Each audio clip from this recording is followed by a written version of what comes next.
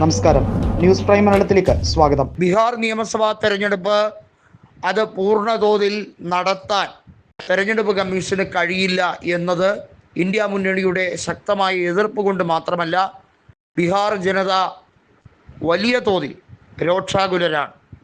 65 ലക്ഷം ജനങ്ങളെ വോട്ടർ പട്ടികയിൽ നിന്നും ഒഴിവാക്കിക്കൊണ്ടുള്ള നടപടിക്രമത്തെ ചോദ്യം ചെയ്തുകൊണ്ട് നിരവധിയായ സമിതികൾ, അത് ഇന്ത്യ മുന്നണിയിലെ മാത്രമല്ല, അതല്ലാതെ സ്വകാര്യ ഹർജികൾ പലതും സുപ്രീം കോടതിയിലേക്ക് വരികയാണ്.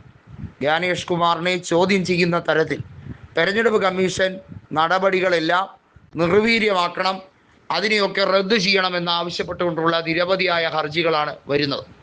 ഒന്ന് ആലോചിക്കണം, പ്രതിപക്ഷ നേതാവായ തേജസ്വി യാദവിന് പോലും സ്വന്തം വോട്ട് രേഖപ്പെടുത്താനുള്ള അവകാശം തെരഞ്ഞെടുപ്പ് കമ്മീഷൻ നിഷേധിച്ചതുമായി ബന്ധപ്പെട്ട് അദ്ദേഹം വരെ സമരം നടത്തേണ്ടി വന്നു.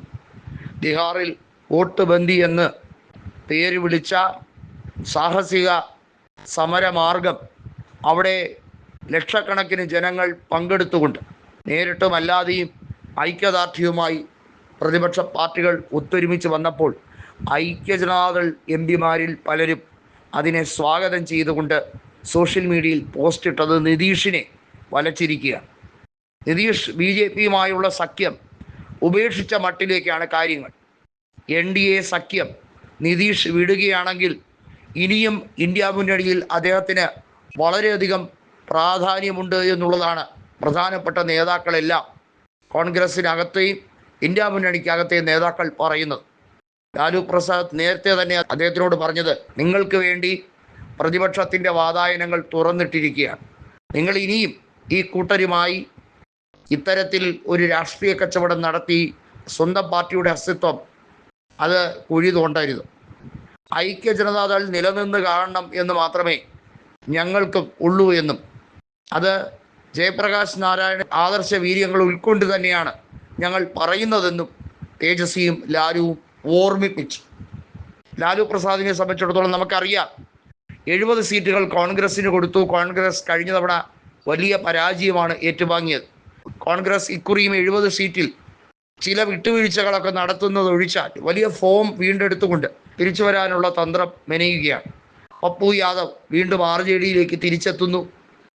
അദ്ദേഹത്തിൻ്റെ ഭാര്യയായ രഞ്ജിത്ത് രഞ്ജൻ കോൺഗ്രസിന് വേണ്ടി നിയമസഭയിൽ പോരാട്ടം നടത്താൻ തയ്യാറായി നിൽക്കുന്നു. ഇത്തരത്തിലാണ് കാര്യങ്ങൾ. കൃത്യമായ മാർഗനിർദ്ദേശം യുവ നേതൃത്വത്തിന് നൽകിക്കൊണ്ട് കനയ്യകുമാറും കോൺഗ്രസിൻ്റെ അമരത്തെത്തുകയാണ്.